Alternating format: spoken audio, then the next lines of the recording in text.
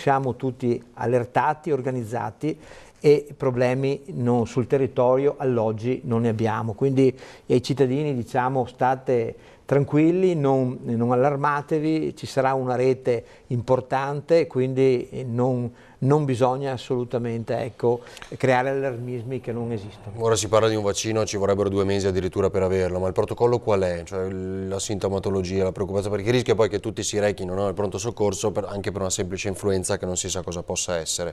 Cosa possiamo dire da questo punto di vista? Possiamo dire che poi appena arriveranno le linee guida della Regione, noi poi le diffonderemo ovviamente tramite il nostro sito internet, con i contatti con i medici famiglia, per cui a giorni arriveranno tutte le indicazioni utili appunto per, voglio dire, stare tranquilli, perché oggi non esiste nessun tipo di contagio all'interno del territorio italiano. Per cui non allarmiamo le persone, certo. E nel giro di pochi giorni poi ci saranno queste linee guida della Regione Veneto.